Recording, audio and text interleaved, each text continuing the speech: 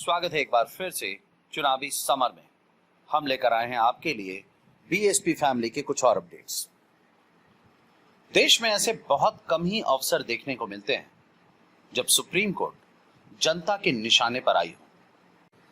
हालांकि इस बार सर्वोच्च न्यायालय की मंशा पर खुद सुप्रीम कोर्ट के जज ने ही सवाल उठाए हैं और उन्होंने इशारों में यह संदेश देने की कोशिश की है कि सुप्रीम कोर्ट और केंद्र सरकार में साठगांठ है।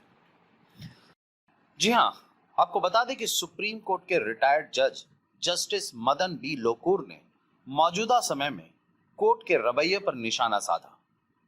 उन्होंने कहा कि सुप्रीम कोर्ट ने प्रवासी कामगारों या मनरेगा मजदूरों के भुगतान के मामले को जिस तरह टालकर 15 घंटे के भीतर रिपब्लिक टीवी के एंकर अर्नब गोस्वामी की याचिका पर सुनवाई की, वह लोगों के समझ से परे है। जस्टिस लोकुर ने कहा कि यह बहुत बड़ी गलती थी कि अति आवश्यकता की श्रेणी से बाहर होने के बावजूद अदालत ने इस मामले पर तत्काल सुनवाई की। उन्होंने कहा कि उस वक्त के हालात को देखते हुए प्रवासियों के अधिकार से ज्यादा महत्वपूर्ण कोई और मामला नहीं था, लेकिन इसके बजाय कोर्ट ने एक ऐसे मामले को प्राथमिकता दी जिसमें शायद 10 एफआईआर दर्ज हुए थे।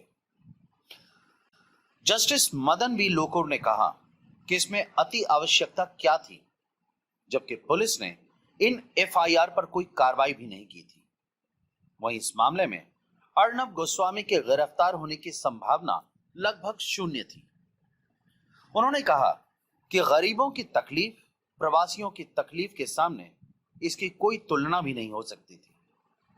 अंत में उन्होंने फिर से दोहराया, यह सुप्रीम कोर्ट की बहुत बड़ी गलती थी कि कोर्ट ने एक ऐसे मामले को चुना जो अति आवश्यकता की श्रेणी में फिट नहीं बैठता था। इस तरह जस्टिस मदन बी लोकुर इशारों में लोगों से साफ साफ कहा कि मौजूदा समय में सुप्रीम कोर्ट भी मोदी सरकार के समर्थकों को गरीबों और मजदूरों की तुलना में ज्यादा महत्व दे रही है।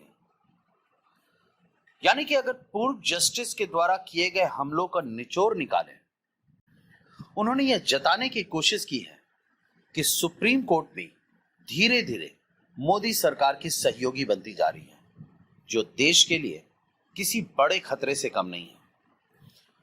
वैसे सिर्फ जस्टिस लोकुर ही नहीं, बल्कि विपक्ष और जनता भी कई बार आरोप लगा चुकी है कि सुप्रीम कोर्ट कई मामलों में मोदी सरकार की ढाल बन चुकी है।